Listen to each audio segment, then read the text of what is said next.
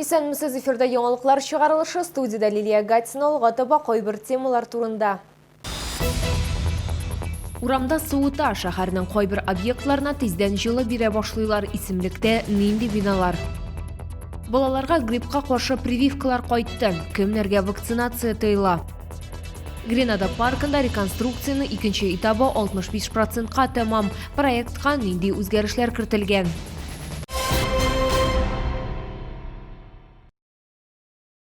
Татарстанда COVID-19-дан яңа 2 үлем очрагы теркәлде. Ауру 65 һәм 57 яшьлек Казан яшәүчеләрен алып китә. Соңгы мәгълүматларга караганда, хатын-кызлар шәһәр хастаханәләренә 2 яклы пневмония белән салына. Икесендә дә хроник авырулар булуы теркәлә. Узган тәүлектә Татарстанда яшәүче 20 кешедә COVID-19 диагнозы расланды. Шулда коронавирусның яңа очраклары теркәлмәде. Бу соңгы тәүлек эчендәге мәгълүматларны Республика оператив штабы хәбәр итте. Шулай итеп, 16 сентябрьгә Татарстан буенча коронавирус белән авыруның барлыгы 6900 очрагы теркәлде. Аларның 5677-се терелгән, 15-е узган тәүлектә.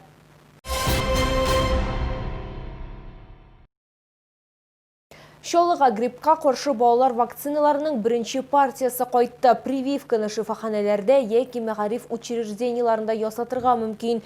Процедура алдыннан һәр баланы педиатр карый, аннан соң күрсәткечләр буенча карар чыгара. Тулырак алдагы сюжетта. Татьяна гаиләсендә 2 бала, иң зурысына 15, кичкенесенә яшьтә 1 ай. Балалар өчен прививкалардан ул бер кайчанда баш тартмый, чөнки мондый профилактик чараның тискәре якларын күрмим ди. Это иммунитет у них поднимает, и вообще, чтобы не болели наши детки, здоровенькие были.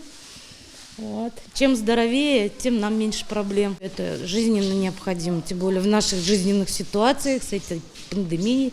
Вакцина 6 айдан 18 яшькә кадәрге балалар өчен каралган, 3 яшьтән алып балаларга 1 тапкыр, 3 яшькә кадәргеләргә 2 тапкыр прививка ясала. Тик медиклар вакцинация һәр балага да рөхсәт ителми дип кисәтә. Противопоказанием для этой вакцины является аллергическая реакция на куриный белок. Аллергические реакции на побочные проявления после вакцинации, предыдущие в анамнезе, острые заболевания с лихорадкой, обострение хронических заболеваний. Все это учитывается врачом-педиатром.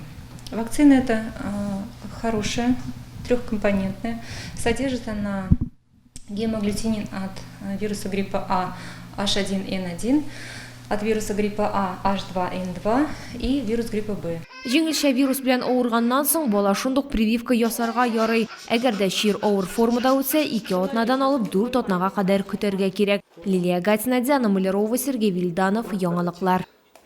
Мәктәпләрдә һәм балалар бакчаларында җылылыкны кайчан көтәргә? Көн сайын һава температурасы түбәнәюгә бара. Бушы Менделеевскида җылылыкны 14 сентябрьдә ук бирә башладылар. Безнең шәһәрдә җылыту сезоны кайчан башланачак? Алдагы сюжетта. Җылыту сезонына әзерләнүнең кызган чагы. Шәһәрнең 80 йортына хезмәт күрсәтүче мәхәллә идарәче компаниясе әзерлек эшләрен инде җәйдән үк башлаган. Бу шәһәрлеләрнең уңайлыгы өчен ясалган. На сегодняшний день все дома управляющей компании готовы к отопительному периоду. Проведены работы по ремонт-ревизии, промывке системы отопления. Нарушений таких серьезных в период ремонт-ревизии обнаружено не было, но те участки, где требовалась замена сегментов участка, то есть работы проведены в летний период. То есть жители этого даже, как бы сказать, возможно, и не заметили. Шолда торак йортларга җылылык бирү уртача тәүлек һава температурасына бәйле.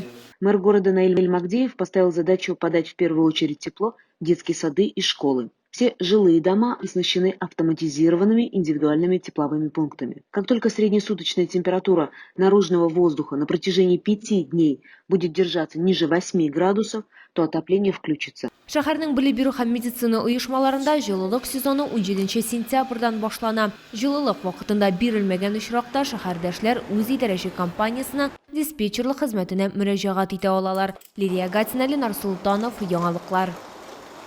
Машина йөртүчеләр игътибарына 15-нән 25 сентябрьгә кадәр Шамил Усманов урамында автозавод проспектыннан Татарстан урамына кадәр участокта юл ремонтланачак. Шуңа бәйле рәвештә транспорт чаралары хәрәкәте тукталып торачак. Автомобиль йөртүчеләргә маршрутны алдан сайларга киңәш итәләр.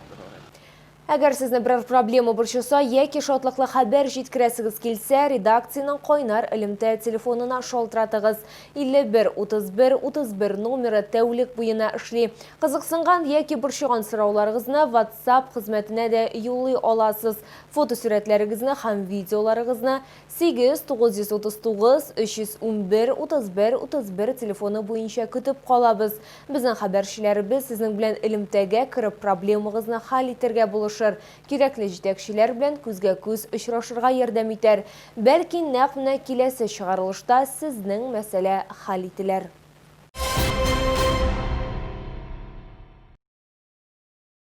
Ни өчен Гренада паркында этләрне йөртү өчен майданчык булмаячак? Шундый сорау белән Чаллы ТВ кайнар элемтәсенә шәһәрдәшләрдән шикаятьләр килә. Бу сорауга җавап алдагы сюжетта. Кинетик скульптуралар балалар өчен табигый майданчык, шулай ук этләрне урамда йөртү өчен махсус урын.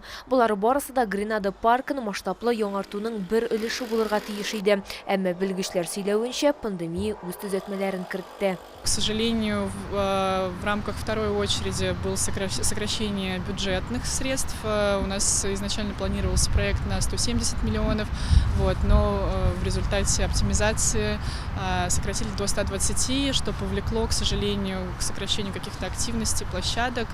И нам пришлось немного скорректировать проект и от чего-то отказаться. Паркны реконструкцияләүнең икенче этабы 65%-ка тәмам. То, что было раньше, и то, что сейчас, конечно, это две разные вещи. Ребятишки вообще любят время здесь проводить, потому что сейчас это модное направление на самокатах, трюковых кататься. И я вам скажу, практически такого парка нигде не видела. Бирдә эшләр иртәнге 8-дән кичке 7-гә кадәр алып барылам. Киләсе елга барлык башланган эшләр дә тамамланырга тиеш. Лилия Гатина, Диана Мулярова, Сергей Вильданов, Яңалыклар.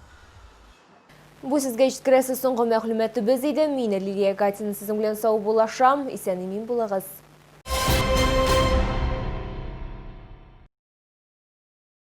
Комфортное лечение зубов по доступным ценам. Стоматология «Улыбка». 54 62 31. Санаторий «Жемчужина» набережной Челны приглашает вас и ваших близких на отдых и лечение. Разработана программа восстановительной терапии «Легкое дыхание». Скидки постоянным клиентам и при раннем бронировании. Звоните 8 800 34 34 15.